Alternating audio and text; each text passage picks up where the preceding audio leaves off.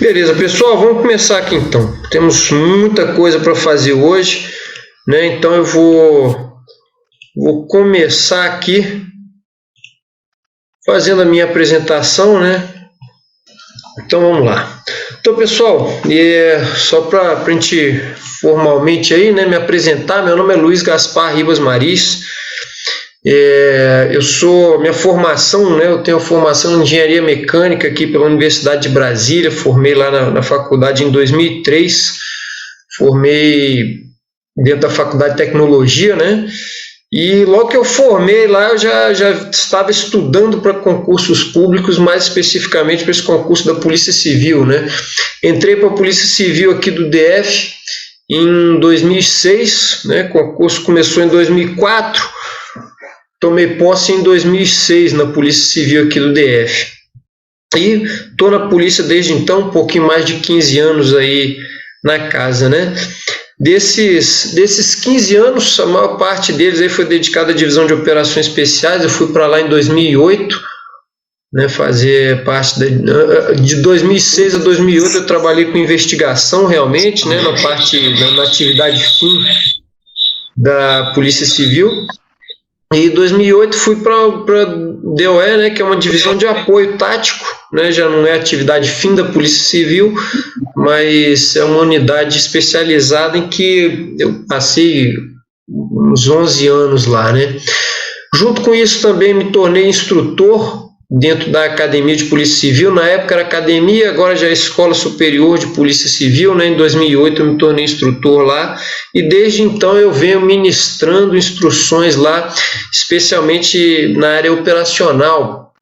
Então, voltado para armamento e tiro, abordagem, imobilizações, cumprimento de medidas judiciais, né, várias disciplinas aí dentro da parte operacional realmente. Em 2009 eu me formei como atirador de precisão na DOE mesmo, né? E em 2011 me formei como atirador de precisão no COT da Polícia Federal também.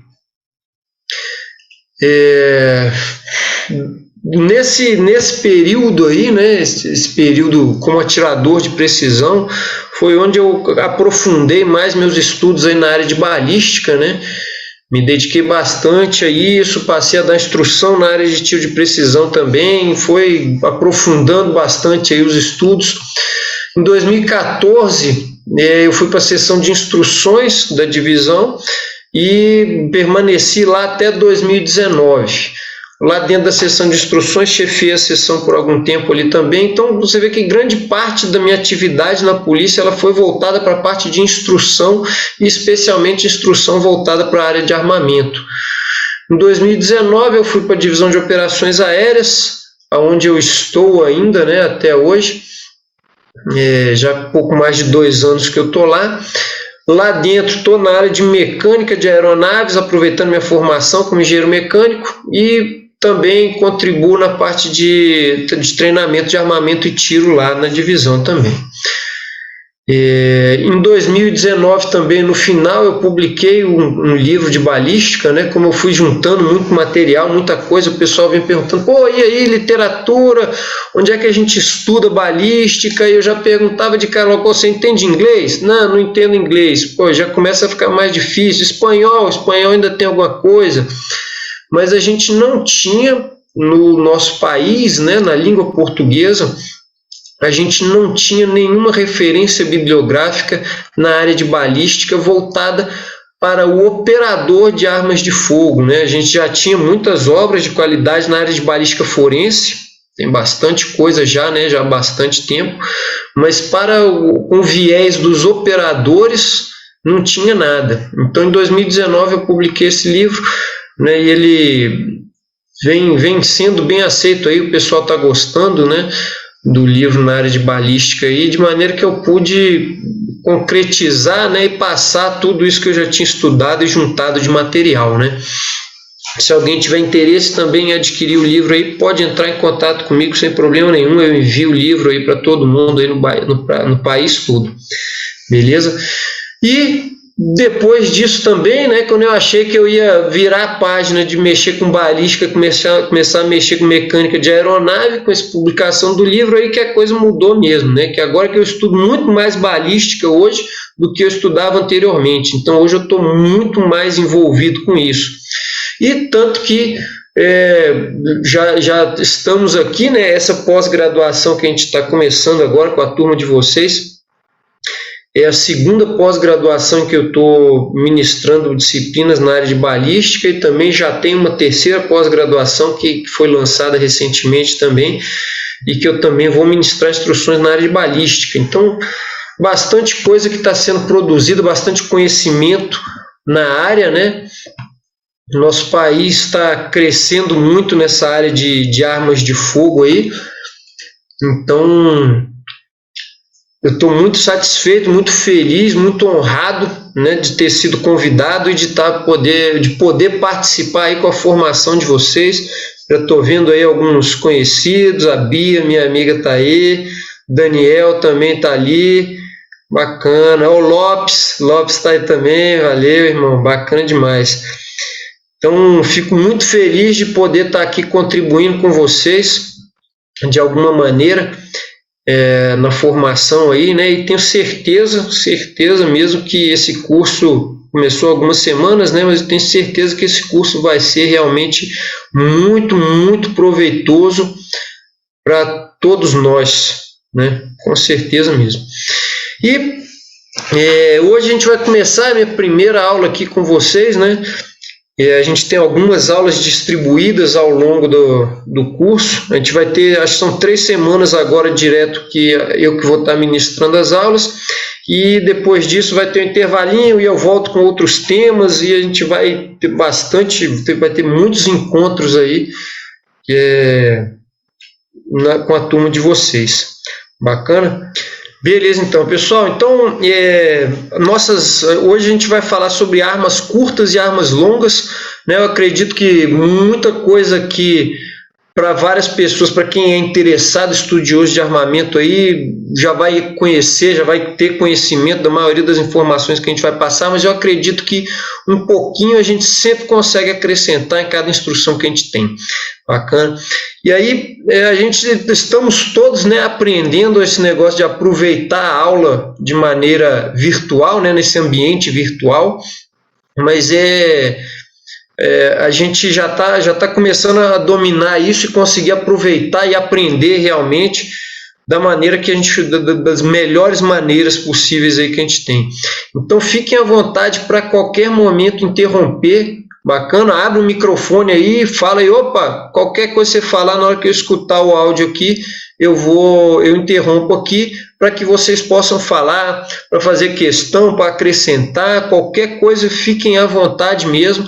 E é muito importante a participação de vocês, né, porque a gente sabe, né, todos nós aqui fomos alunos em ambientes presenciais, e a gente sabe que quando o aluno nem fala nada, o professor fica falando lá na frente, a aula fica um saco. Imagina quando a gente está falando aqui de frente para a tela do computador, aí é mais ainda, né?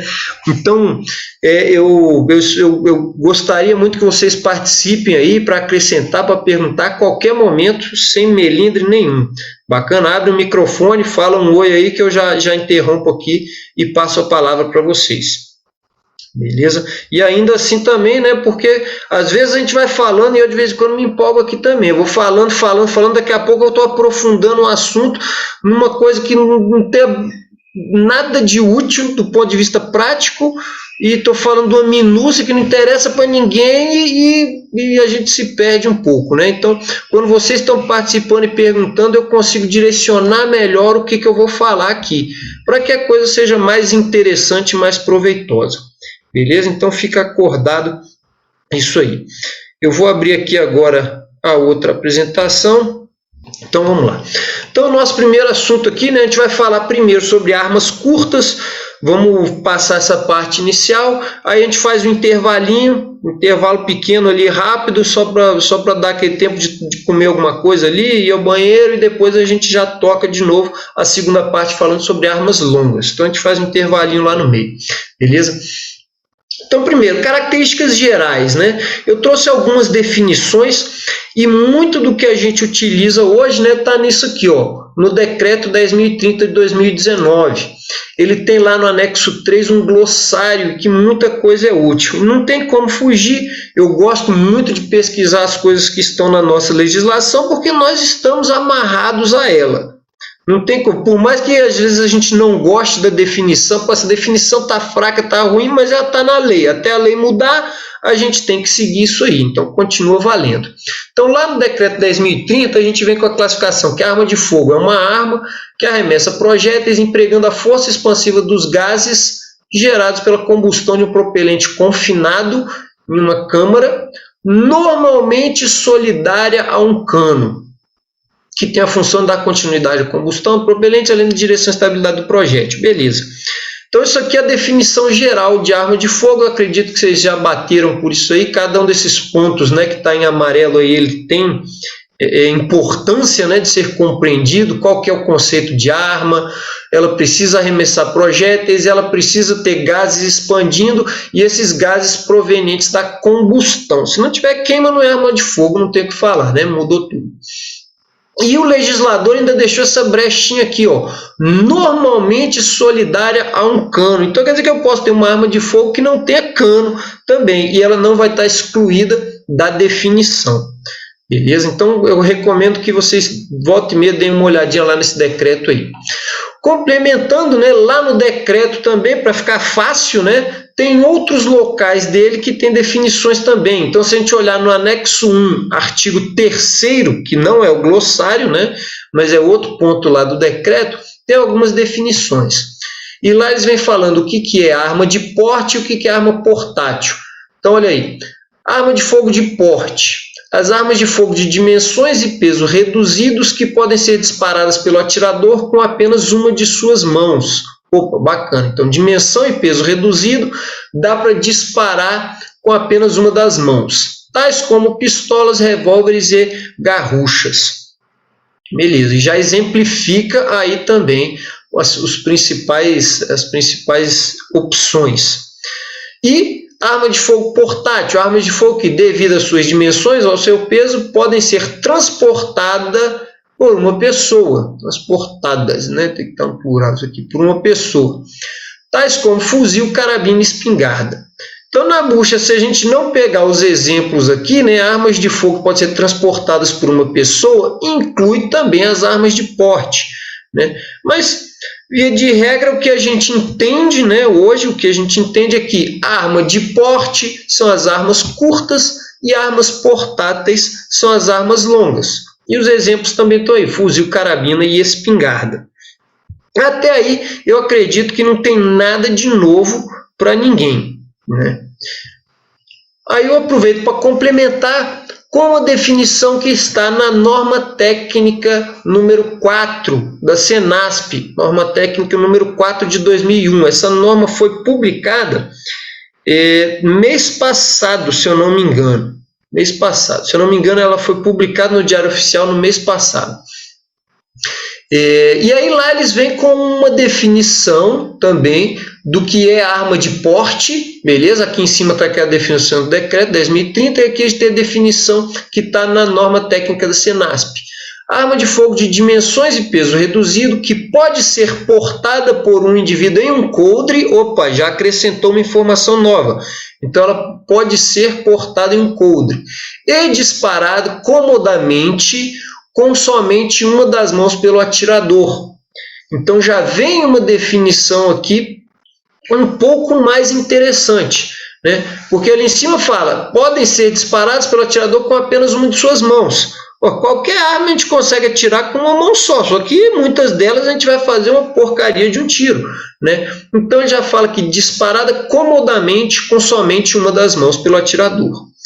E aí, mesmos exemplos, né? Pistolas, revólveres e garruchas, mas fica uma definição já um pouquinho mais refinada em comparação à do decreto. E, mais uma vez, uma norma técnica da Senasp é um documento bem importante para a gente utilizar como referência em qualquer coisa que a gente vai fazer. De repente, se você é instrutor de tiro, né? Ou você está fazendo um trabalho que é mais formal ali realmente, você tem essas referências aí para embasar as informações que você coloca. Beleza? Tranquilão até aí? Questões? Alguém já tinha visto essa norma técnica da Senasp aí, norma técnica número 4? Ela foi publicada há pouco tempo. E também essas coisas é difícil da gente saber mesmo. Eu sei porque eu fiz parte da Câmara Técnica da confecção dela. Senão, provavelmente, eu também não ia saber dessa norma técnica aí da Senasp. Ela foi publicada no Diário Oficial da União. Então, eu acredito que é bem fácil de encontrar ela aí na internet aí facilmente. Beleza. Então vamos para os exemplos aqui de arma curta. Além daqueles exemplos que já foram citados, eu coloquei aqui também o bacamarte. Como vocês já tiveram uma parte aí de histórico de arma de fogo, né? Eu acredito que já foi comentado sobre os bacamartes. Esse livro aqui ele foi escrito pelo Anderson Moraes de Oliveira. Ele é um policial militar lá de Roraima. Ele está na 2ª edição, foi publicada tem pouco tempo a 2ª edição. E ele é um dicionário, tem mais de 1.600 verbetes, né? Bem bacana mesmo esse dicionário, é uma excelente referência, porque ele fez um trabalho muito bacana, bem completo aí, e tem um monte de coisa, de palavras aqui que a gente nunca ouviu falar e ele está lá. E aí vários dos itens que eu peguei aqui, que eu botei nessa apresentação, eu peguei desse dicionário. E lá ele vem falando, né, o bacamarte, já voltou a tela aí para vocês, né, a apresentação do PowerPoint, beleza.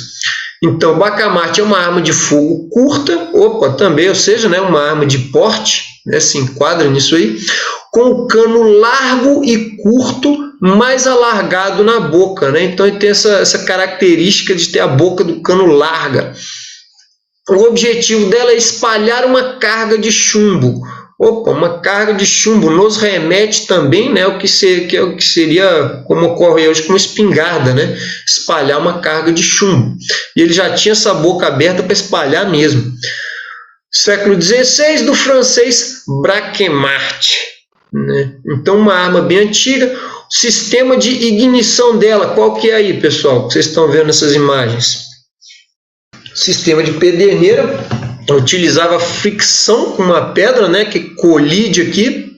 Você tem um grampo segurando uma pedra aqui de pirita, né, ou algo similar, que ao colidir aqui com uma placa gera faíscas que passam lá para o interior da câmara, iniciando a queima.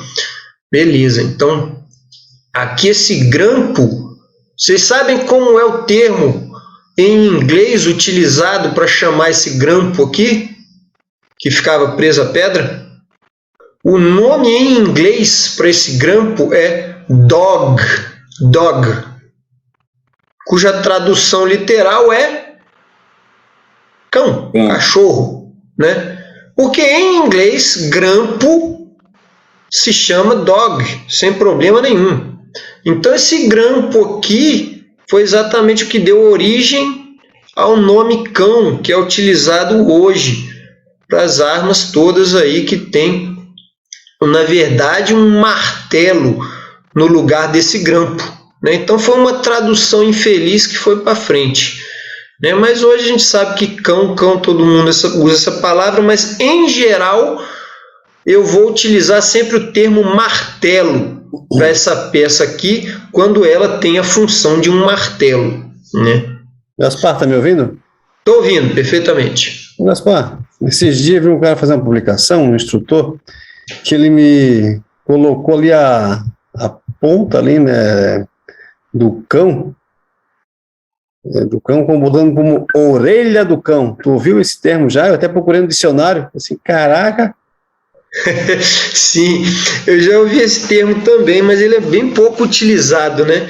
No caso, a orelha do cão, até o próximo slide aqui, ó, dá pra gente ver. Isso. É exatamente o que seria essa pequena abazinha, né? Para puxar, para que a gente possa armar o cão, não é isso, Lopes? Isso. Exatamente, a orelha do cão. E isso tá, se eu não me engano, esse termo é utilizado no livro de balística forense do Domingos Toqueto. Ah, Que o meu tá por aqui em algum lugar aqui, mas eu posso confirmar isso aí depois para vocês. tranquilo, tranquilo. Mas se eu não me engano, tá usado lá isso aí. E é Se a bem Ju não interessante emprestou, que... tem aqui também. Hã? Se a Ju não emprestou para os alunos dela fazer o trabalho, eu tenho aqui também. Depois dá uma olhada lá, que ele faz uma descrição bem minuciosa das partes do revólver, né? E se eu não me engano, ele usa esse termo lá também, orelha do cão. Não tinha visto não. Obrigado, hein? Mas o termo cão em si eu não gosto. Eu não gosto, porque aquela peça não tem a função... Aí, ó. Confere aí, Marcelo. Domingos Torqueto, página 36, cão. Ele até sinaliza... Não, mas é já a parte interna, o percussor inercial em pistola. Mas é outra peça. É cão mesmo nele. Né? Depois dá uma olhadinha nele aí, na descrição do revólver, quando ele fala do cão do revólver. Se eu não posso estar enganado também. Tá vendo? Aí. Aí. Perfeito, orelha do cão aí. Aí. Pronto. Valeu, obrigado. Então matamos. Daí mesmo que vem a origem do termo aí, bacana. Mas em geral eu não gosto de usar o termo cão, porque essa peça aí ela tem uma função de martelo.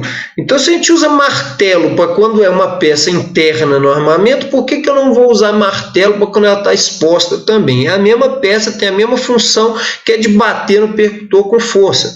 Então eu dou preferência a usar o termo martelo em detrimento de cão. Beleza, pessoal? Mas não tem como a gente dizer que isso está errado, porque é uma palavra que tradicionalmente já é familiar para todos. Mas beleza, aí eu já passei até o slide aqui, estamos aí na imagem agora do que é a garrucha. Garrucha é uma arma que volta e meia a gente ainda encontra, né, por aí nas ruas, né, quem é policial aí eu tenho certeza que volta e meia apreende uma garrucha também, né. Não é só um artefato de colecionador, ainda não é, né? Ainda está sendo utilizado por aí, especialmente em áreas rurais. Pessoal, guarda, isso aí tem muitas de fabricação artesanal, né? Porque não é uma coisa difícil de se fazer, né? Arma de fogo, em geral, não é algo difícil de se fazer para quem tem conhecimento na área de construção e fabricação mecânica, né? Mas a garrucha é uma arma que possui cano de alma raiada ou lisa, existem, né, os dois tipos, raiada ou lisa. Ela pode ser de tiro unitário, ela é de tiro unitário, né?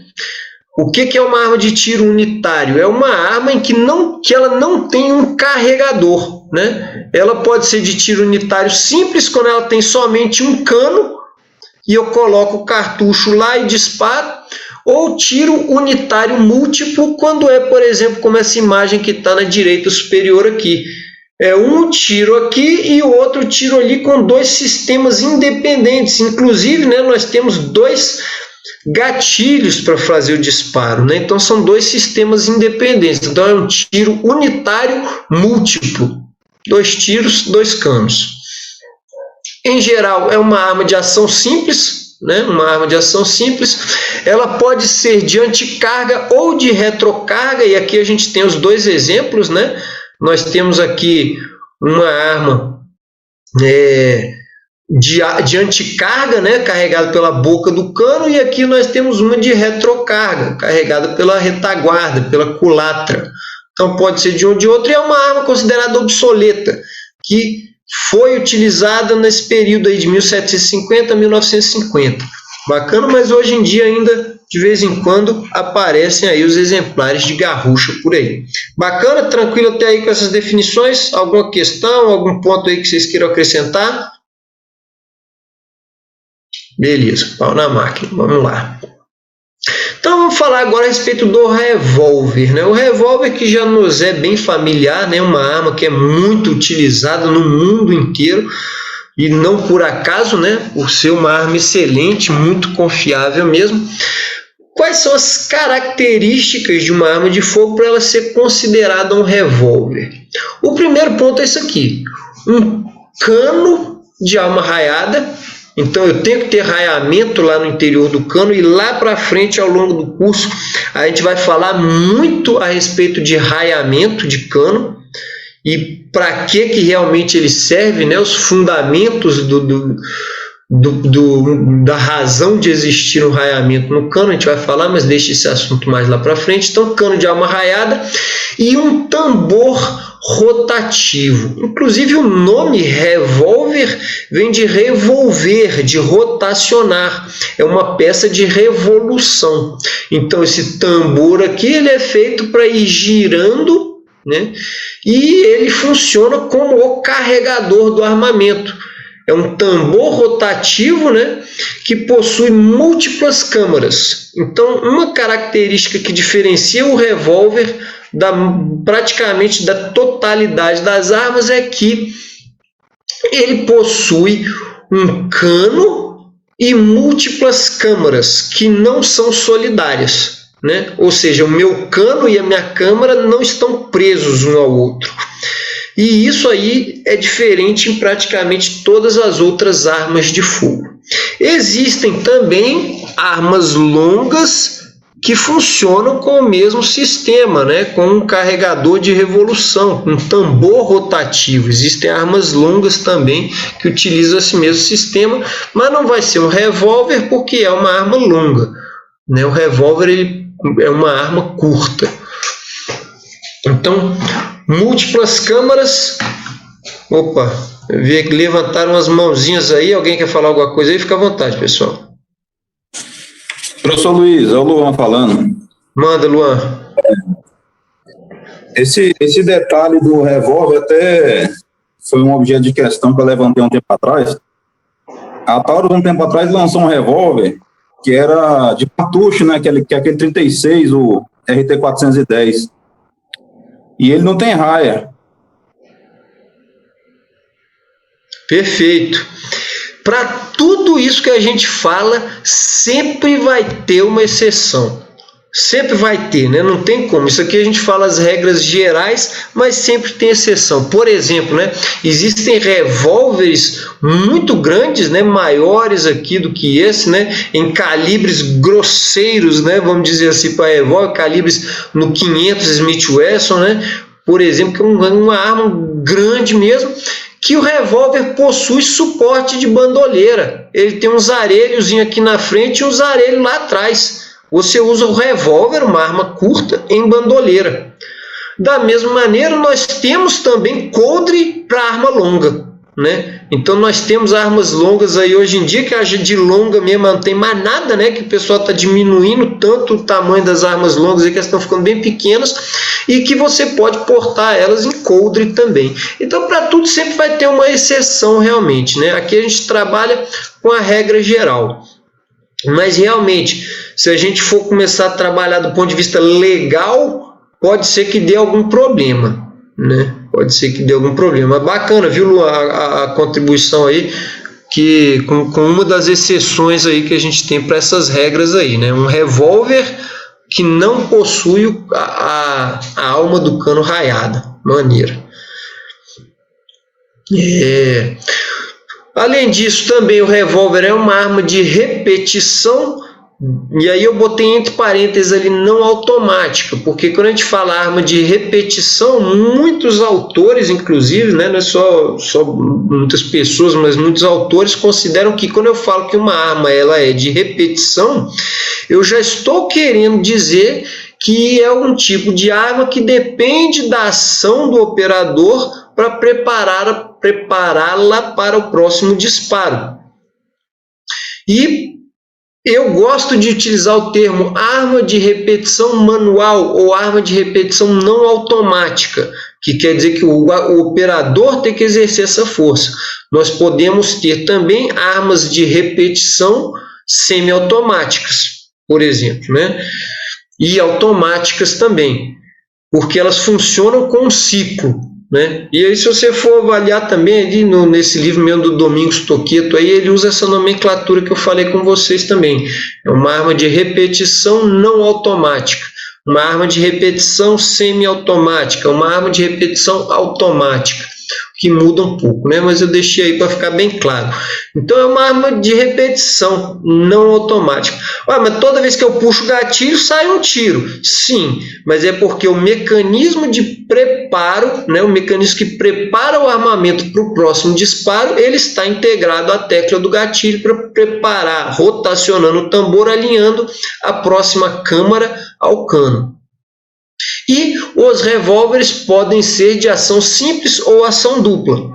Tem dos dois tipos aí para todo gosto, né? Foi uma arma originalmente construída em ação simples, mas hoje em dia é muito comum um revólver de ação dupla.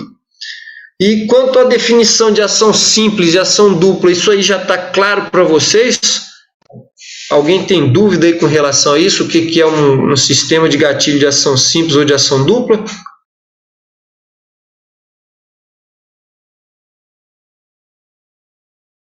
Não, né? Então, beleza. Então, eu vou entender que está claro para todos. Não está claro. Não está claro, não? Não, eu confundo pra cacete. Você nem beleza. Pra perguntar. Manda.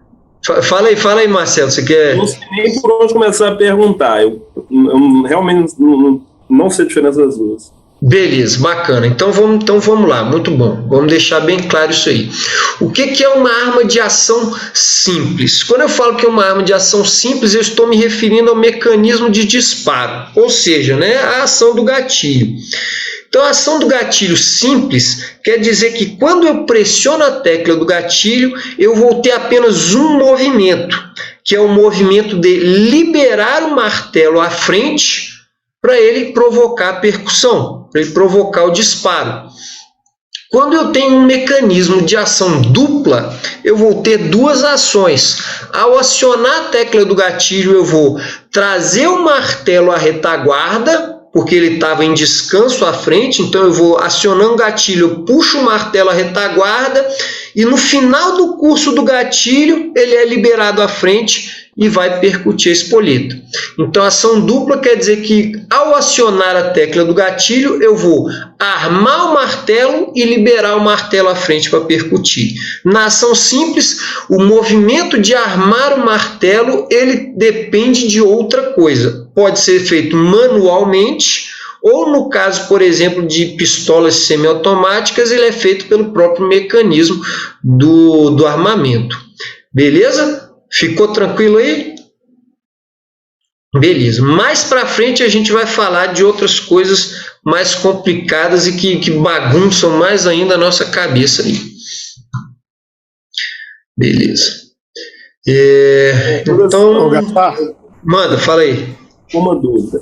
Aqueles revólveres velha guarda de Velho Oeste que tinha que puxar o martelo para realizar o disparo, eles eram então só de ação simples. Exatamente, revólveres de ação simples, que eles chamam em inglês, né, de single action, os revólveres single action. Você arma o martelo com a mão, o atirador, né, arma com a mão e ao pressionar o gatilho só libera ele à frente. Se não armar, ele não dispara. Mas ainda assim é uma arma de repetição não automática. Perfeito. O tipo de ação Perfeito. Não altera se é automático. Exatamente, não altera. Se ele for uma arma de repetição semiautomática ou automática, isso vai querer dizer que a arma ela se prepara para o próximo disparo automaticamente, utilizando a própria energia proveniente da queima dos gases. O sistema de gatilho, mesmo em uma arma semiautomática ou automática não, né? Mas em uma arma semiautomática, ele pode ser um sistema de ação simples ou dupla. Tá. Beleza? Mais alguém aí? Alguma coisa? Gaspar, Daniel. Fala, Daniel.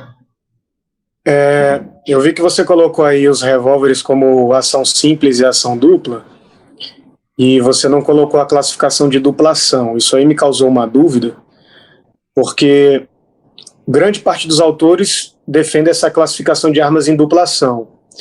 E recentemente eu li um autor, inclusive ele é engenheiro mecânico também, e ele falou que em termos de engenharia, essa classificação de dupla ação seria uma classificação errônea, uma classificação que nasceu aqui, que ele falou que é basicamente uma classificação brasileira e que ele não encontra paralelo em outros manuais. E aí eu fui pesquisar realmente alguns manuais, eu achei manuais de armas sempre falando em ação simples, ação dupla, alguns citam ação simples e dupla, alguns citam ação strike fire, né, tal, mas realmente dupla ação eu tive dificuldade de encontrar. E o que você pensa a respeito disso aí? Beleza. Hoje é importante a gente lembrar que os conceitos todos, né, eles estão evoluindo, né, eles vão sempre evoluindo.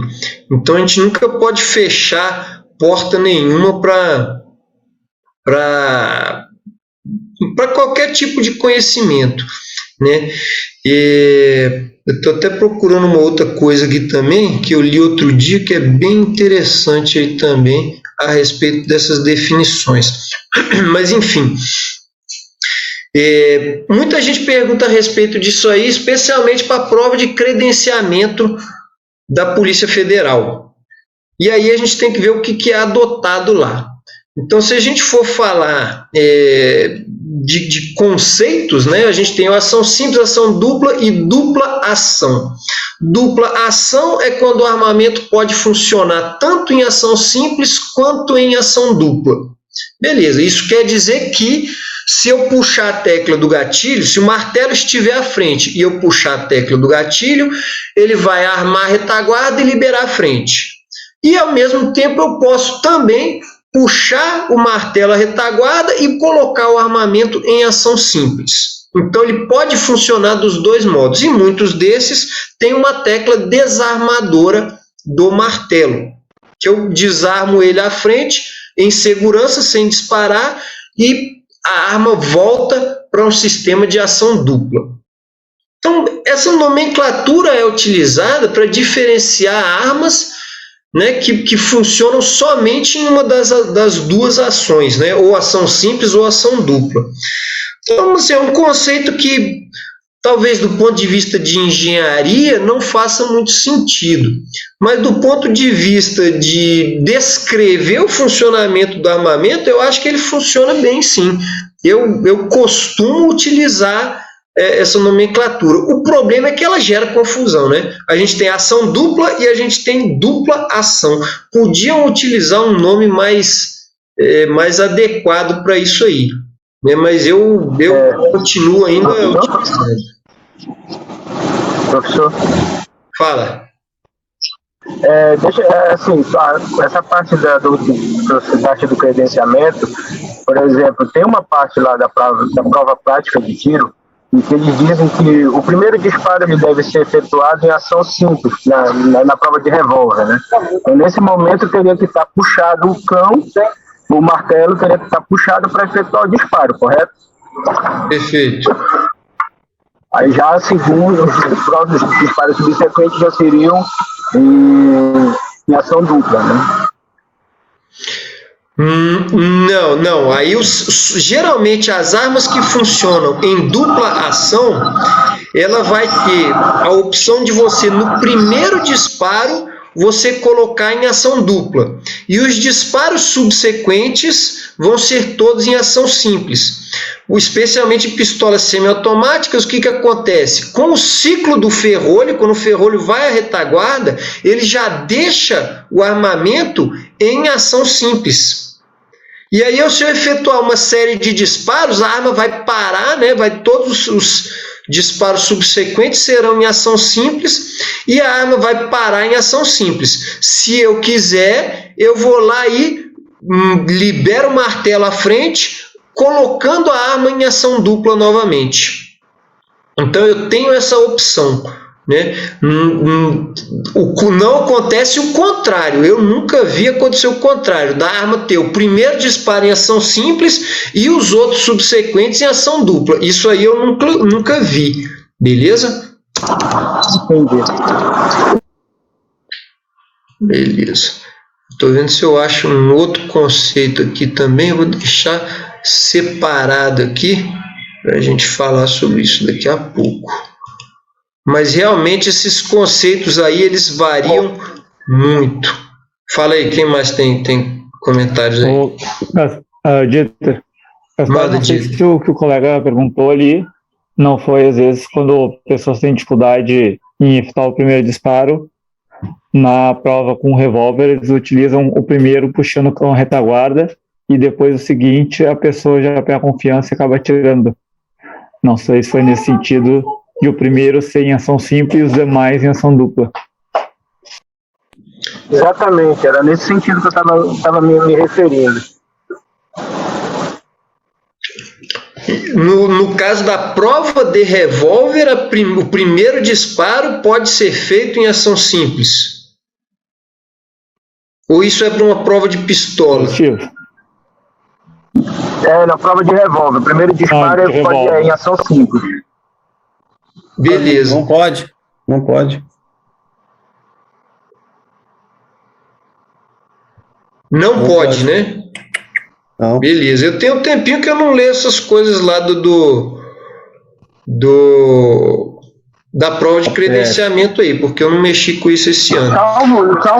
Salvo o melhor juízo, a prova recente que houve aqui em Belém do Pará tinha essa situação. O primeiro disparo em ação simples, no caso da prova de revólver.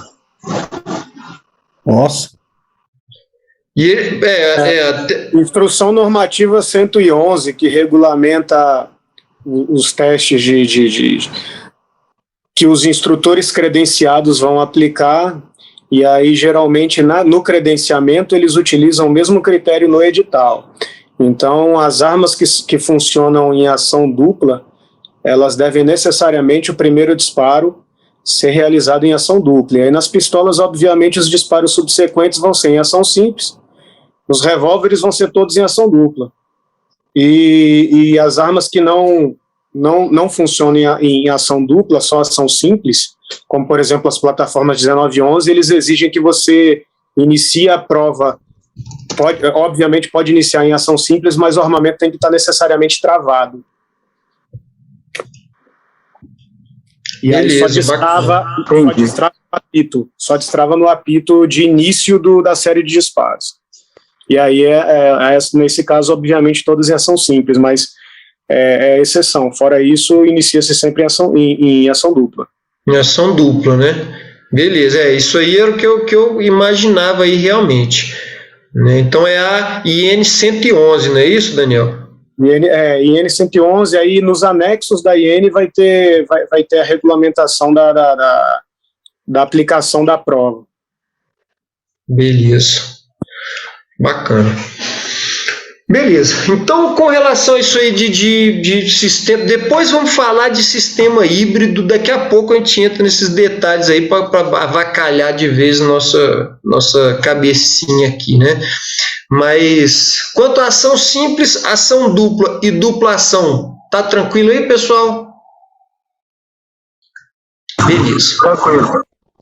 Bacana. Então vamos tocar mais um pouquinho aqui com relação ao revólver, né? Então as principais partes aí do revólver vão ser, né, descrevendo de maneira bem sucinta o cano do revólver, o tambor que serve como carregador, né, onde são depositados os cartuchos, o martelo que vai bater, né, ou bater no percutor ou diretamente com o percutor preso, né, solidário ao martelo, bater diretamente na espoleta, e a empunhadura. A gente tem ali também a tecla do gatilho, né? E aí eu trouxe algumas imagens, né, que eu peguei de um dos manuais da Taurus lá, que a gente tem a vista explodida da imagem para facilitar. Então nós temos aí, ó, o cano, né, separado aqui, em geral ele vai ser rosqueado na armação do revólver. Nós temos aqui a massa de mira, né, essa peça 3 aqui, a massa de mira do armamento. E aqui na peça 5, que é o revólver, nós temos aqui uma peça em formato de estrela, né, que está aqui nessa região central, que ela é o extrator, é a peça responsável por prender no culote, né, na base dos cartuchos aqui, e quando a gente pressiona, ela sai aqui para a retaguarda, extraindo os cartuchos da região de dentro do tambor, né, extraindo dali. Outras peças importantes aí, né, nós temos aqui o que é a peça 1, que é a armação. A armação do revólver é essa peça completa aqui, onde todas as outras peças são inseridas. Então, em geral, quando a gente fala armação do armamento, é a parte que vai sustentar as outras peças todas. E aí nós temos a peça 26 aqui em cima, que é a alça de mira, né?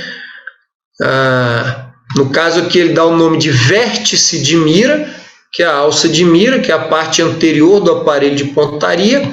Nós temos aqui a peça número 8, que é chamada de dedal serrilhado. Essa parte, em geral, ela está localizada na face esquerda do armamento.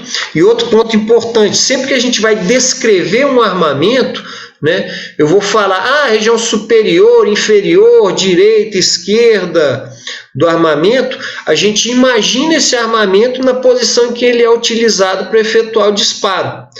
Então, eu imagino o armamento como eu iria segurá-lo no momento do disparo. Então, essa parte aqui é a parte superior, essa parte aqui, essa face que a gente está vendo é a face direita, a face que está do lado de lá que a gente não está vendo é a face esquerda do armamento. Então, em geral, o dedal serrilhado ele está na face esquerda e ele é utilizado para a abertura do tambor, né? A gente pressiona ele e o tambor lateraliza ali, a maneira mais comum. E nós temos aqui a peça 11, que é o percutor, que é o pino que vai efetivamente bater contra a espoleta. E o martelo vai bater nessa peça aqui para causar a deformação da espoleta e a percussão. Beleza? Tranquilão até aí? Vamos lá. Outras partes importantes nessa peça 21 aqui, ó, é a placa do mecanismo. Essa peça aqui, ela vai fechar essa região aqui na lateral direita aqui, fechando, né, protegendo e mantendo todas as peças aqui no lugar. Então, a placa do mecanismo. Nós temos aqui a peça de número 16, que eles chamam de conjunto do gatilho, né? É a tecla do gatilho, efetivamente, onde a gente vai utilizar para o acionamento. Peça 17, conjunto do cão, que é o martelo que vai bater. E nós temos aqui, ó, a peça 19, que está aqui atrás, que é o conjunto mola do gatilho. Então, essa mola aqui é o que vai gerar carga aqui para o gatilho, para mantê-lo, né, que é o que a gente vai ter que empurrar ali realmente para ele ser armado. Sim, e aqui em cima nós temos aqui, ó, essa peça 15, é a barra de percussão. Daqui a pouquinho a gente vai falar mais sobre esse mecanismo aqui, que, né, na verdade ele é um mecanismo de segurança do revólver, essa chamada barra de percussão. Daqui a pouco a gente vai lembrar dela aí, bacana? E nós temos aqui, né, o punho do armamento, realmente, né, a empunhadura, que eles colocam aqui o nome de cabo, né, não acho um nome muito adequado também, mas é o punho do armamento. E o 18, que é o conjunto da mola real. Essa mola aqui é a mola que é comprimida para impulsionar realmente o martelo à frente para colidir contra o percutor. E olha só, nós temos vários sistemas de carregamento. O mais comum é esse que está na parte superior direita aqui, né? Que ele é chamado, né, o carregamento lateral. Em inglês eles utilizam esse termo aqui, ó, swing out, né? Que ele gira lateralmente. Nós temos a armação articulada com um tambor reversível. Então a gente pressiona o dedal serrilhado, que aqui está bem fácil da gente verificar, né? E lateraliza o tambor para que eu possa carregar ou descarregar o armamento. Nós podemos ter armamentos de cilindro fixo, que é como esse caso aqui, né, que está na direita inferior. O cilindro ele fica fixo na armação e eu tenho uma abertura lateral que me permite carregar e descarregar um por um dos cartuchos aqui. Então a armação é rígida nesse caso. Pode ser um revólver de carregamento basculante, no inglês eles chamam de break action, que é isso aqui, essa imagem central aqui, que é bem comum em espingardas também, né, esse tipo de sistema, que é a armação articulada bem aqui nessa região, né, com uma armação articulada de junta, né, é um dos nomes utilizados aí também. E alguns outros mecanismos aí mais exóticos, mais difíceis da gente verificar, como está nessa imagem aqui no canto esquerdo. Bacana? Então o carregamento pode ser feito de várias formas, mas o mais comum é esse carregamento lateral do tipo armação articulada com tambor reversível. Se não me engano, é o nome utilizado aí também no termo técnico pericial do revólver. Quanto ao funcionamento, né, nós temos um mecanismo de disparo, que a gente já falou um pouquinho, que é o que vai conectar a tecla do gatilho, a minha interface, né, a tecla do gatilho, que vai promover a movimentação do tambor. Então, quando eu aciono a tecla do gatilho, eu vou ter uma peça que é chamada de impulsor do tambor, que vai girar o tambor alinhando o próximo cartucho. Então, esse tipo de armamento, após o disparo, eu tenho um estojo vazio alinhado com o cano. E quando eu pressiono a tecla do gatilho ou armo o martelo à retaguarda, eu realizo a rotação do tambor alinhando o próximo cartucho com o cano. Então ele funciona dessa maneira. E o sistema de percussão, como a gente viu, né, que é um martelo aí chamado de cão, que vai bater ou diretamente na espoleta, ou então por um intermédio de outra peça que é o percutor, realmente ali que vai colidir. O martelo bate no percutor e o percutor bate na espoleta. E aí nós temos esses sistemas de segurança, como a gente falou aí, né? Que pode ser o calço de interposição e a barra de transferência. Eu vou abrir um programinha aqui para a gente verificar, para ver, porque isso é algo difícil de se explicar aqui. Mas eu vou abrir aqui para vocês. Só achar aqui. Eu vou jogar ele aí. Aqui está. Eu vou abrir para vocês aqui esse programa que é chamado World of Guns. E aí a gente vai ver. Esse programinha aqui está aparecendo para vocês a tela aí do programa World of Guns. Beleza. Esse programinha é muito legal. Oi? Esse tem para celular, é espetacular. É um joguinho. Tem para celular também. Tem para celular e para computador. Dinheiro nisso. É legal pra caramba. Você tem que comprar os modelos, é legal pra caramba. Exato. Aí olha o que eu descobri. Tem esse programa aqui, e quando você vai comprar, você gasta uma grana para comprar a versão no computador. Só que quando você baixa a versão no celular, os preços são bem menores. Então eu compro pelo celular e uso no computador, porque ele fica muito melhor. Mas é isso aqui, ó, World of Guns. E ele é muito legal porque aqui a gente pode manusear o armamento. Além de manusear, olha aí, eu posso disparar o armamento, armei o martelo à retaguarda e agora minha arma ficou em ação simples. Na prática, qual é a grande diferença?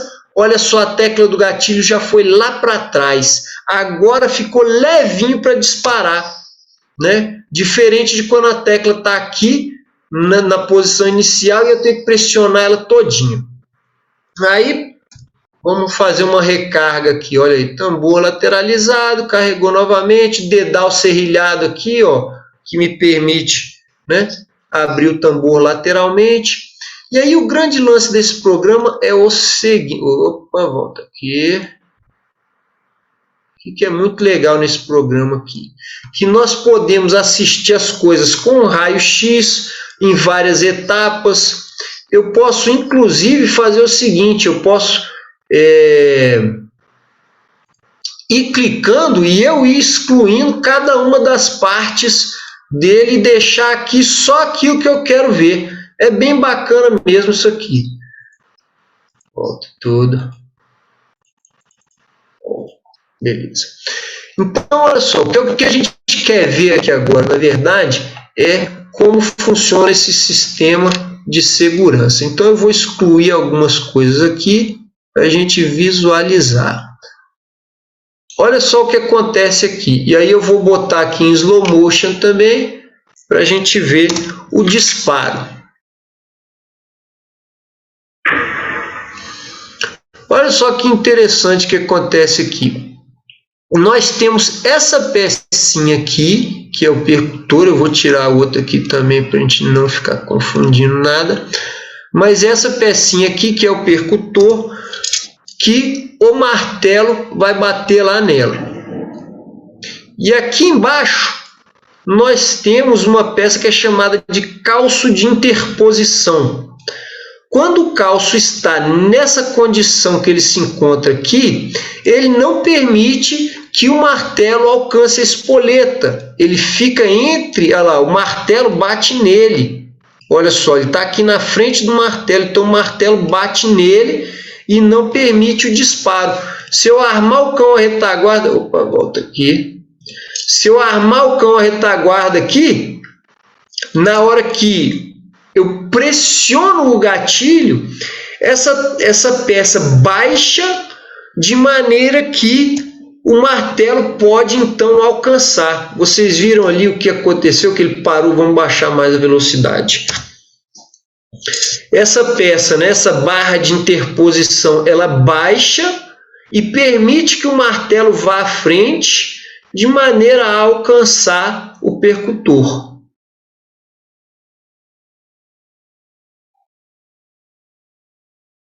Olha aí que interessante. O calço de interposição está baixado e o martelo chegou ali. Beleza. E aí depois, quando ele retorna à posição dele, o calço de interposição sobe novamente e impede que o percutor atinja a espoleta. Então isso é um mecanismo de segurança. Beleza? Professor. Fala. Esse calço ele é conectado ao gatilho ou é pela gravidade que ele... Não, ele é conectado à tecla do gatilho. Vamos ver se a gente consegue excluir as outras peças aqui para ver onde é que ele vai estar. Vamos ver se do outro lado aqui, acho que vai ficar mais fácil da gente ver. Então ele é conectado à tecla do gatilho, sim. Olha ali, ele ali, ó.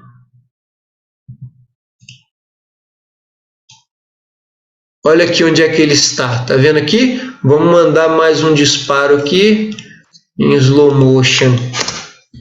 Olha lá. Na hora que essa peça vai à retaguarda, ela traz a barra de interposição para baixo. Beleza?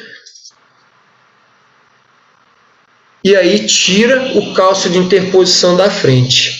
Beleza? Então isso é um mecanismo de segurança aí que o armamento permite. Vamos lá. Vamos voltar agora. Isso. Deixa eu achar agora o outro armamento que nós vamos ver, que tem o outro sistema, que é da barra de transferência. O sistema de barra de transferência, ele funciona ao contrário. Deixa só o programa abrir aí. Beleza. Vamos ver aqui como é que funciona o sistema de barra de transferência.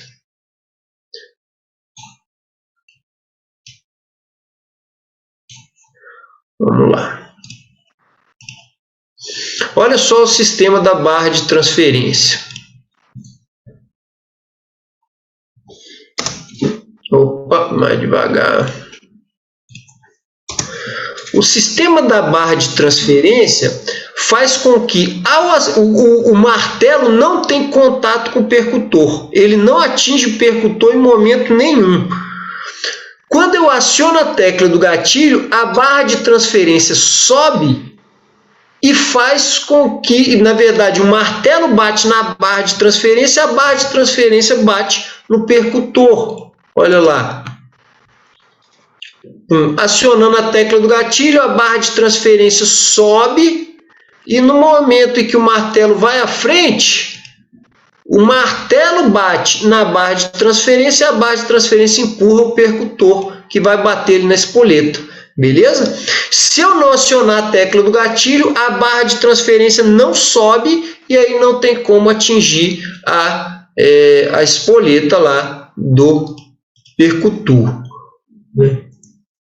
Mais uma vez, né? Vamos ver se a gente consegue assistir aqui, do outro lado.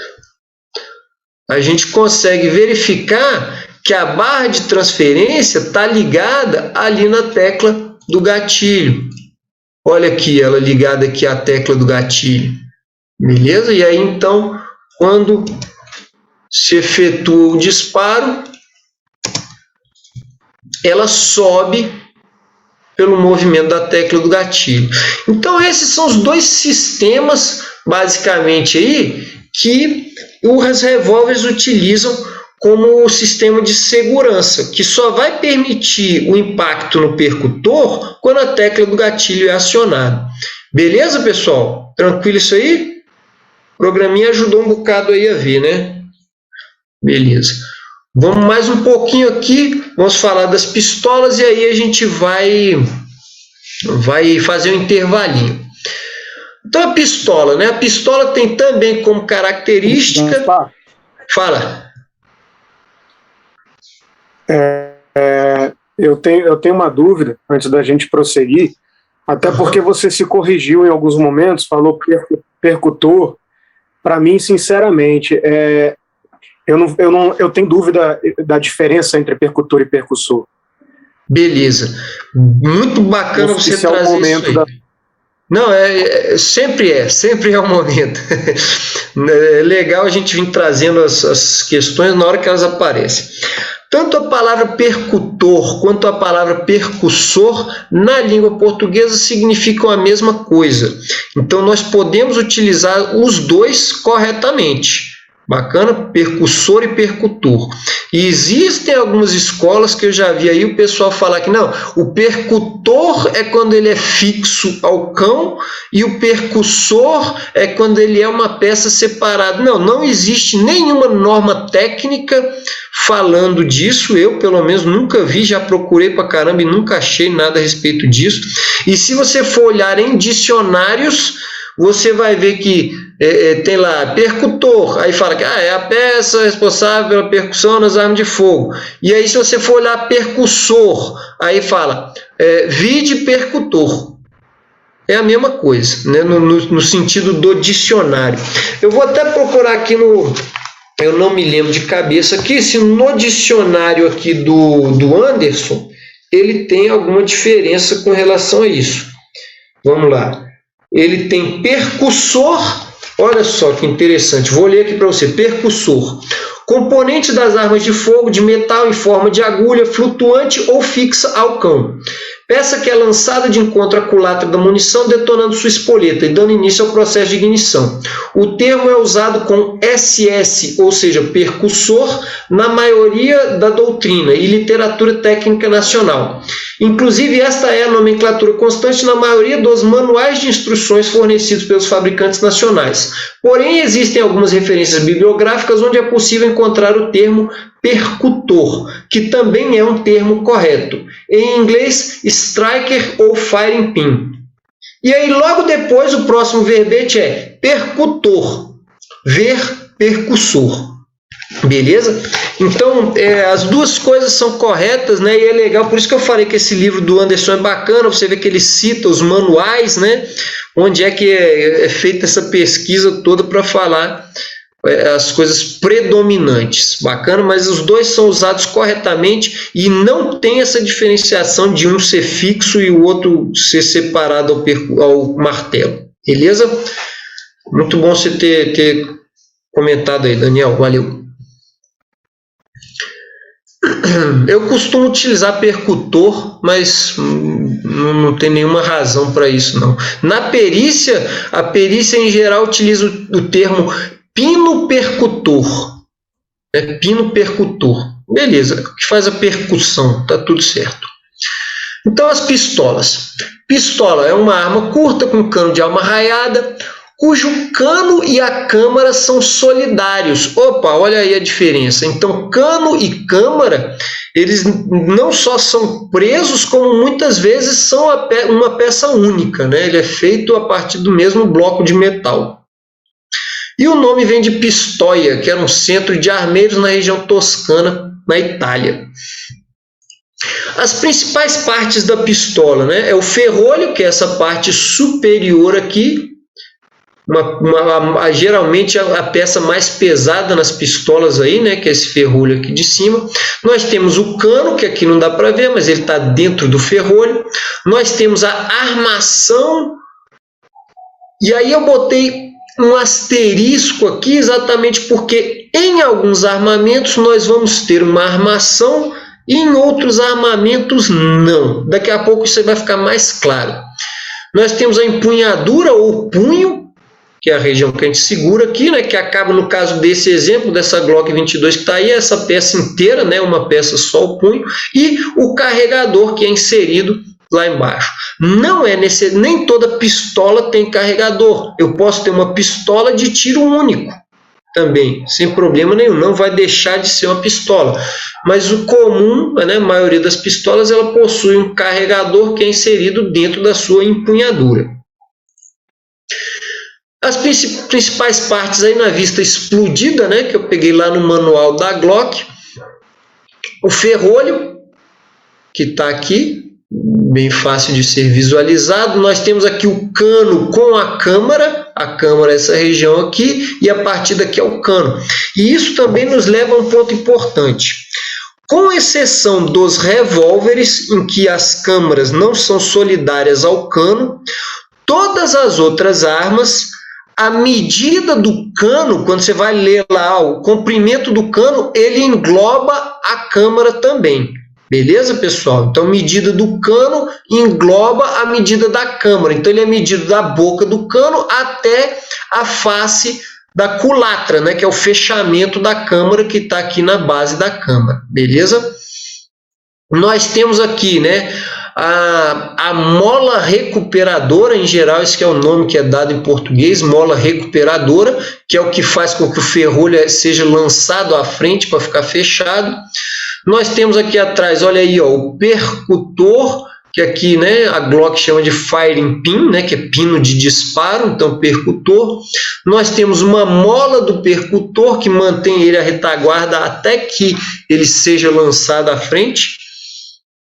Aliás, me desculpe, que é comprimida, né, quando ele está à retaguarda, e é o que vai lançá-lo à frente quando ele é liberado.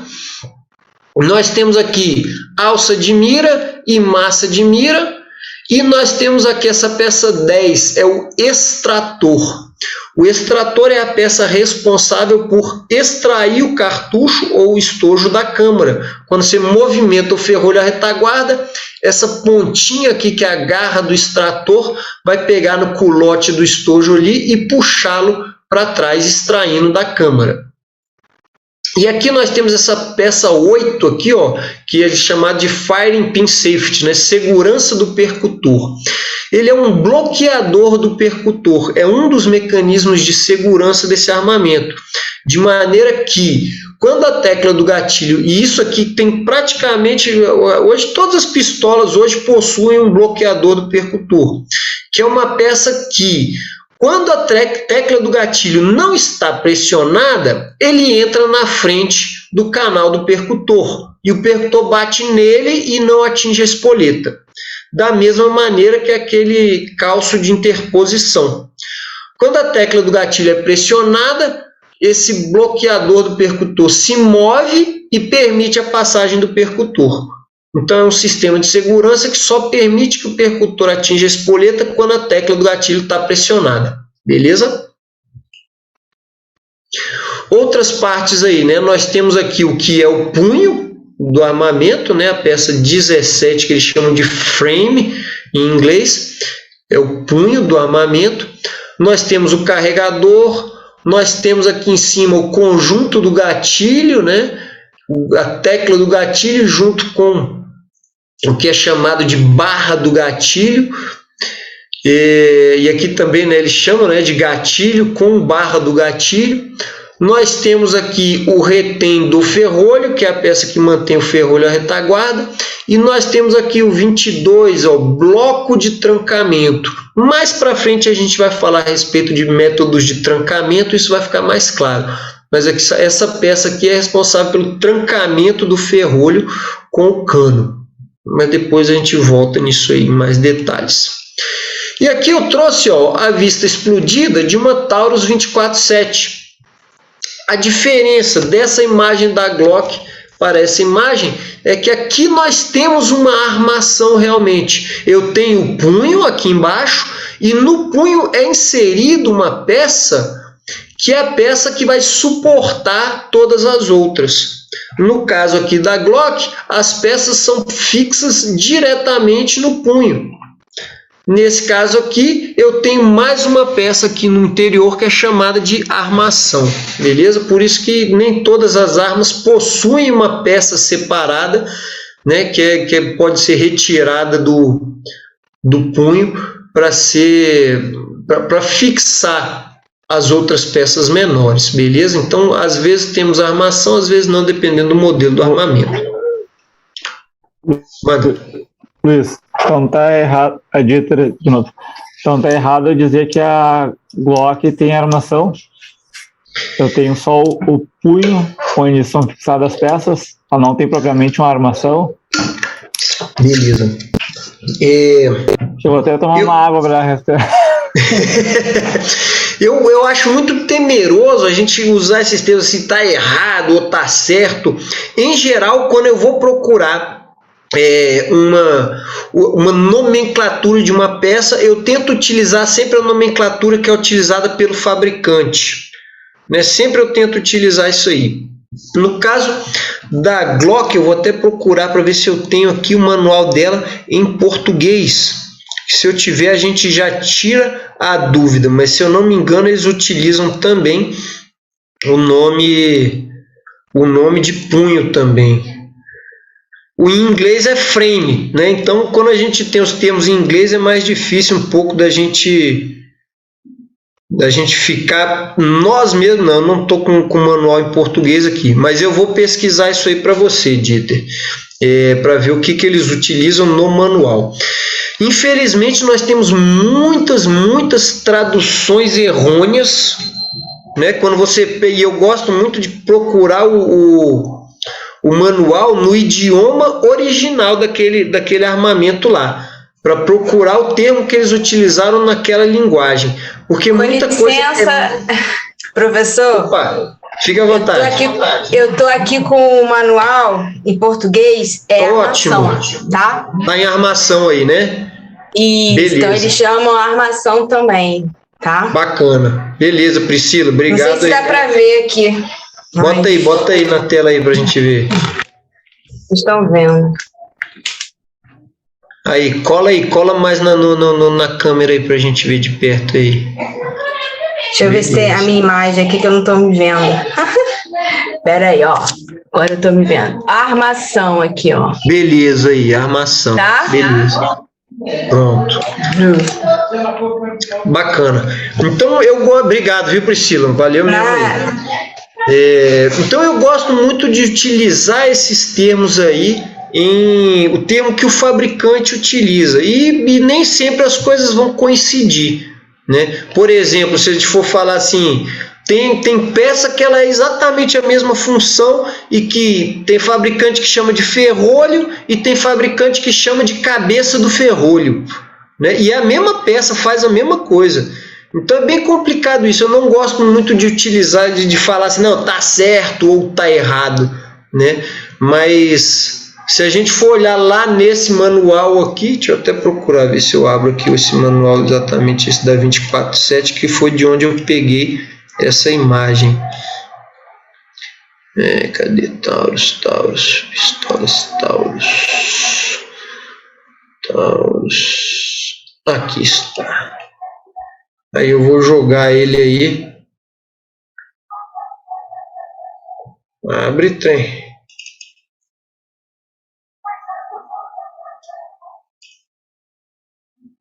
Calma aí que ele está abrindo.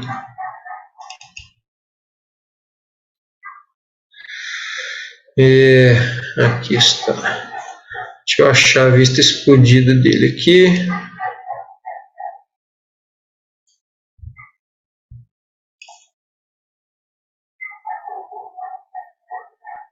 Cadê a relação de peças?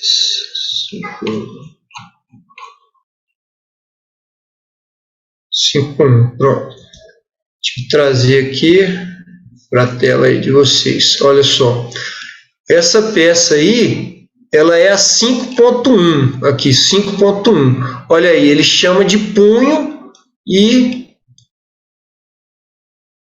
Vamos ver se a gente consegue achar esse número aqui da... Oh, caramba. Da armação. Estou forçando meu computador mais do que ele aguenta. Vamos lá.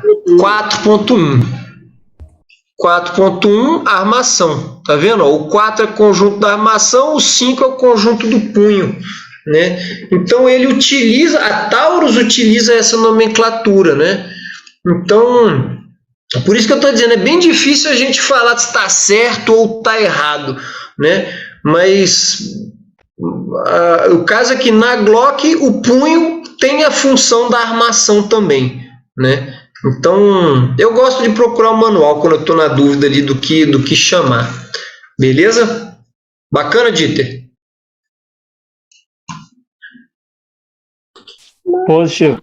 Professor? Manda. É porque, assim, no caso, quando a gente vai fazer, né, a perícia numa Glock, então a gente costuma colocar o acabamento. E no caso da Glock, a gente põe empunhadura formando o bloco único com a armação, entendeu? Porque nesse caso dela é um bloco único. Então, por isso que tem essa dúvida aí, né, se tem armação ou não.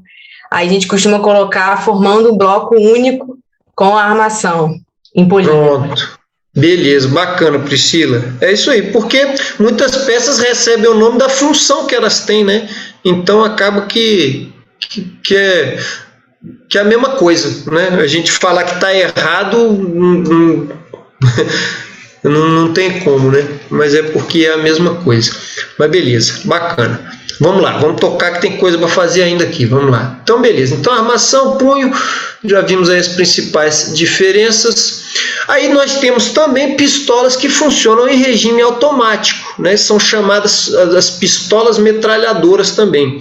Eu trouxe alguns exemplos, né, de armas que tem esse sistema original, né, de fábrica, a Beretta 93R, nós temos a Glock 18C, né, que no caso a Glock 18 é a que tem um seletor aqui de fogo, né, e C porque ela tem também compensador aqui no cano, e a Ingram Mach 10, né, trouxe 3 exemplos aí, existem outros. E o lance também que a gente nota já é o seguinte, né? Olha só, a Beretta 93, ela vem já com uma alça aqui, né? Uma alçazinha articulada, que ela já te auxilia a fazer uma dupla empunhadura para segurar melhor um pouco, né? Para reduzir um pouco a subida de cano.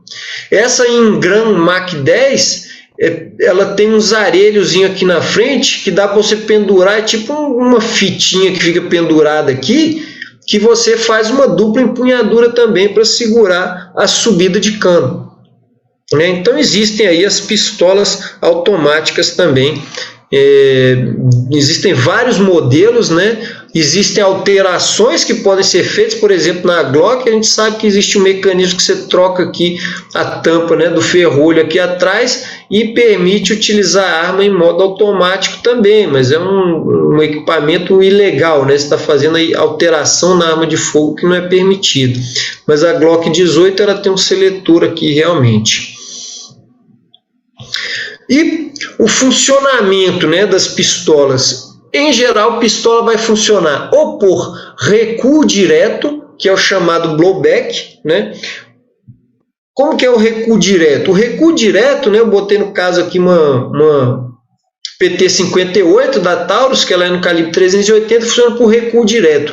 Eu não tenho trancamento do ferrolho com cano, eu não tenho um sistema de trancamento. Então, quando a pressão sobe muito no interior da câmara, no interior do cano, o ferrolho é empurrado à retaguarda. Né? Subir um determinado ponto a pressão, o ferrolho é empurrado à retaguarda, causando a extração e ejeção. E nos outros sistemas eu tenho um mecanismo de trancamento do cano com ferrolho, né? E muitas pistolas funcionam por recuo curto do cano, então eu tenho que o cano se movimenta um pouquinho a retaguarda e quando ele se move a retaguarda ele destranca do ferrolho, permitindo o movimento do ferrolho à retaguarda. E nós temos também pistolas com sistema a gás, que a gente vai ver um pouquinho mais para frente a respeito disso aqui também. Né? Mas em que o cano não se movimenta, o cano fica estacionário, mas eu tenho um orifício no cano que direciona os gases para uma câmara e vai lançar o ferrolho à retaguarda. A gente não vai entrar muito nesses detalhes nesse momento agora, mas esses aqui, recuo direto e recuo curto do cano, são os mais comuns para as pistolas. Os sistemas de recuo direto, né, esse blowback, ele é mais comum nos calibres menores. Até o 380 ali é o limiar. Né? Acima disso, eu preciso de um mecanismo que vai garantir o trancamento da câmara, que vai manter a câmara fechada, até que o nível de pressão caia um pouquinho mais para depois promover o destrancamento e a abertura da culatra. Então existem pistolas, por exemplo, no calibre 380 que tem trancamento, mas acima disso todas elas vão ter pistolas, beleza? E abaixo disso é mais comum que seja de recuo direto.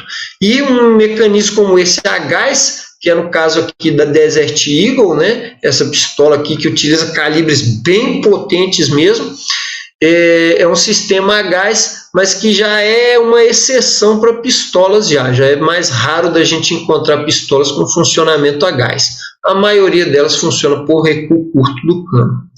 Bacana? E esse trancamento do cano, ele também pode acontecer de diferentes maneiras. Ele pode ser por entalhe, no bloco de trancamento, no elo ou rotacional. A gente vai ver aqui rapidinho aqui alguns exemplos bacana e aí depois a gente entra no intervalo. Deixa eu trazer de novo aqui aquele programinha. Abre, tem. Opa, olha ele aí. Vamos lá. Só que agora nós vamos para outro armamento. Vamos para Colt 1911. Pistolas.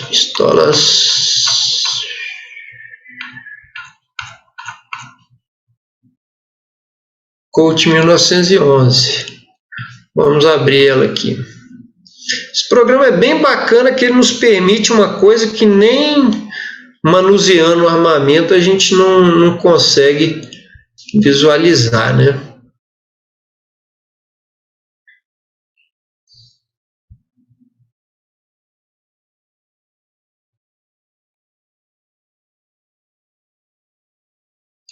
Beleza, vamos lá. Vamos novamente sair picotando o armamento. Opa, já tirei até aqui. Pronto. Vamos ver se aqui a gente já vai conseguir visualizar. Beleza, aqui vai ficar bom para a gente ver. Beleza. Olhem só essa peça que está bem aqui embaixo, está ligando o cano à armação, né? Está fixando o cano na armação. Aí, bacana. Vou limpar mais um pouco aqui essas coisas aqui. Beleza. Nós temos aqui esse elo. Se eu tirar o cano aqui, ó, a gente vê só essa peça aqui, que ele é um pequeno elo. Quando a gente promove o disparo, vou botar mais devagar um pouco. Quando promove o disparo, o cano recua e por estar preso a esse elo aqui, ele acaba sendo puxado para baixo. Quando ele é puxado para baixo, esses dois recortes aqui, ó, desencaixam do ferrolho. Lá no ferrolho eu tenho o formato inverso aqui desses dois dentes, né, desses dois recortes. Então, o cano baixa, ele vai para a retaguarda, baixa e destranca do ferrolho, cano e ferrolho.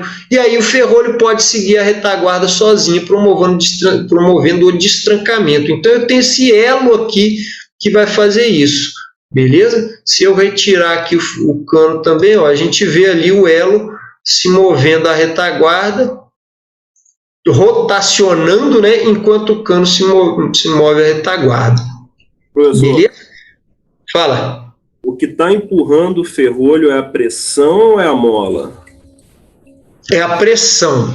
Quando aqui no interior do cano, no interior da câmara, né, a pressão sobe muito, o projétil está sendo empurrado para frente e eu estou gerando uma força à retaguarda também. Então os gases estão empurrando projétil para frente e ferrolho que está aqui, o ferrolho está fechando a culatra aqui, né? O ferrolho é o que está sustentando a base do projétil aqui. Ele está sendo empurrado para a retaguarda também. Então projétil para frente, ferrolho para trás. Só que o ferrolho está preso no cano. Eles dois estão presos por causa desse sistema aqui de trancamento.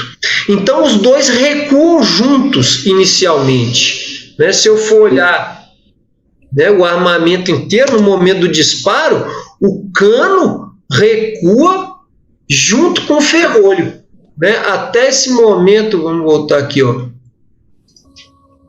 Ó, bum, disparou. Então, o cano e o ferrolho estão se movendo juntos até esse momento aqui, ó. Até esse ponto aqui. Aí aqui, por causa dessa peça, o cano baixa e aí destranca. E aí o ferrolho segue a retaguarda, por causa da pressão gerada lá no interior, que lança o ferrolho à retaguarda. Beleza? Mas aí a ideia do trancamento é segurar um pouco o ferrolho no lugar para a pressão ficar ainda mais alta e só depois... Exatamente, não é para ela ficar ainda mais alta, é para manter a pressão alta fechada na câmara. Então ele retarda a abertura. A liberação. E aí a pressão já baixou um pouquinho mais e aí ele abre de maneira mais segura. Se eu não tiver um sistema de trancamento para um calibre maior, como esse caso aqui, o 45, esse ferrolho ele ia bater lá atrás com muita força. Aí eu ia ter que botar uma mola bem mais pesada ou aumentar a massa do ferrolho. E aí eu já estou mudando todo o armamento. Beleza? Então o trancamento mantém a câmara fechada enquanto os gases ainda estão numa pressão muito alta. Depois ele já começou a baixar no momento que ela abriu para fazer a extração e ejeção. Beleza? Professor, eu tenho uma pergunta. Manda. Esse é o sistema de recuo curto do cano? Sim. Esse não é blowback? Esse é o sistema de recuo curto, exatamente. O sistema de recuo direto, que é o blowback, o cano não se move. O cano é fixo. Perfeito. Obrigado. Beleza. Então, se você tiver na dúvida, né, cara, é só você pegar o seu armamento e empurrar o cano para trás. Se eu empurro o cano para trás e ele se move, é sinal que minha arma funciona com o recuo curto do cano. Existe também o recuo longo do cano, mas a gente vai ver ele mais para frente um pouquinho, beleza? Mas para pistola normal é recuo curto do cano. Beleza? Vamos ver agora aqui o sistema a gás. A gente vai ver só mais um pouquinho isso aqui rapidinho para dar uma clareada. E aí depois a gente vai fazer o intervalo. Vamos lá, sistema a gás Desert Eagle.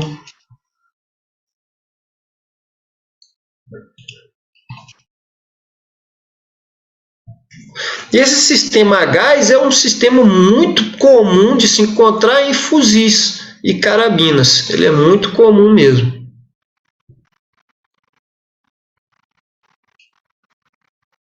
E daqui a pouco a gente vai falar a respeito deles aí também. Então vamos lá. Nesse caso aqui, olha só. Fala. Só uma perguntinha rápida. Então, com o sistema de blowback, o recuo direto, poderia ser um exemplo o Walther PPK ou a Bersa, aquela argentina, que é semelhante ao Walther PPK, elas poderiam servir como exemplo de sistema que o cano não recua? Que seria o blowback? Sim, se o cano não se movimentar, ou ela vai ser a gás, como essa aqui, ou ela vai ser recuo direto. Eu, assim, de cabeça, eu não me lembro agora como é para te dizer, não, a Walter PPK é recuo direto e tal, eu não me lembro dela exatamente, posso até dar uma olhadinha para confirmar, mas provavelmente vai ser. É que eu tenho a lembrança, por isso que eu estou perguntando para ver se esse é o exemplo, que o cano é preso na armação, ele é fixo na armação, e aí só o ferrolho que recua e a mola recuperadora está em volta do próprio cano, nesse exemplo dessas armas aí que eu citei. Eu não sei se seria esse o exemplo, então, no caso, para confirmar. É por isso que eu queria saber se ela seria o exemplo para eu poder montar na minha cabeça, vamos dizer assim, os exemplos dentro desse sistema de funcionamento. É só por isso da pergunta. Eu acredito que vai ser sim, cara. Eu não sei, eu vou até dar uma olhada aqui se eu tenho a Walter PPK também nos programas aqui para a gente já dar uma olhada. Mas eu acredito que sim. Eu acredito que sim. A gente tem uma Bersa lá no clube de tiro, ela é por recuo direto mesmo. Realmente o cano dela é fixo e a mola fica... o cano dele é fixo na armação, né? Ele fica duro mesmo, ele nunca se mexe. E a mola recuperadora fica em volta do cano. Ele não tem guia. Não tem guia de mola. A própria guia de mola é o cano. É o cano. Beleza. Bacana. Obrigado, César, pela contribuição aí. Já esclareceu a dúvida aí. Valeu. Então, olha aqui. O sistema a gás, olha só o que acontece. Aqui a gente consegue ver um pequeno canal aqui, ó, que quando o projétil sai aqui do estojo e permite a passagem, os gases vão entrar por aqui, vão pressurizar essa câmara aqui e esse pistão vai à retaguarda. Vamos ver aqui em slow motion. Olha aí o que acontece. Opa, mais devagar. Vamos aqui no 50. Pressuriza, os gases preenchem isso aqui. Bacana, até o vermelhinho ali dos gases, olha aí, ó. Os gases preenchem. Olha lá, gases preenchem ali o canal, pressurizam essa câmara, empurram o pistão à retaguarda. Esse pistão vai ter essa haste aqui que vai lançar o ferrolho inteiro à retaguarda aqui. E aí o ferrolho todo recua, fazendo a extração também. Beleza? Então esse aqui é um sistema a gás, que é muito utilizado em armas longas, né, em fuzis. Olha aí, nesse caso aqui, ó, o cano está estacionário, só o que vai recuar é o ferrolho, mas esse caso aqui é um sistema a gás. Beleza? Se a gente for olhar aqui, deixa eu minimizar isso aqui, puxar o outro programinha que é o irmão gêmeo desse aqui, para a gente abrir um outro sistema aqui. Cadê o programa? Ô Gaspar. Fala. Esse sistema a gás, esse gás é um auxílio para a abertura do ferrolho?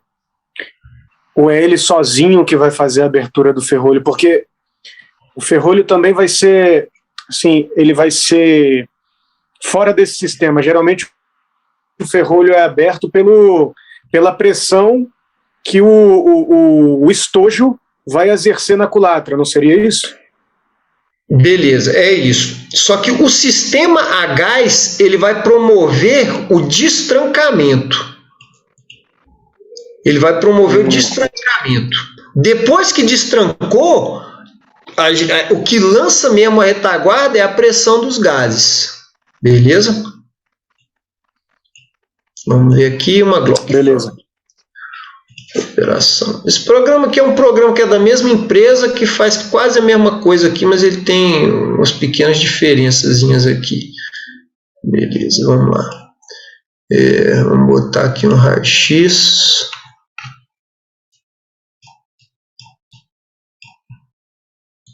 Pronto.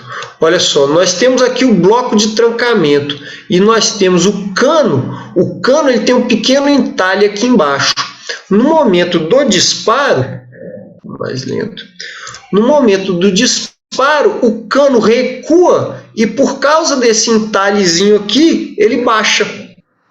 Ele corre aqui nesse entalhe. Aqui, ó, o cano corre aqui nesse entalhe e desce nesse bloco de trancamento aqui. Beleza? Então é um mecanismo bastante simples, bastante engenhoso, que ao recuar, ele é empurrado para baixo. Ó. A gente vê aqui a câmara baixando, ó, baixando e permitindo que o ferrolho siga a retaguarda sozinho. Então isso aí esse entalhe é das maneiras de fazer o destrancamento do cano. Vamos voltar aqui, cadê para apresentação? Beleza. Bacana, pessoal. Então, o que a gente tinha previsto aqui para essa parte inicial de armas curtas era isso. A gente vai fazer um intervalinho, são 8h20. Vamos ter que correr um pouquinho na parte de arma longa ali, mas não tem problema, que tem coisa que a gente pode deixar mais para frente para outras aulas. Então, são 8h20, 8h30 a gente retoma aqui, beleza, pessoal? E aí a gente sai correndo com informação aqui, encher a cabeça de informação para seguir. Bacana? 10 minutinhos aí de intervalo.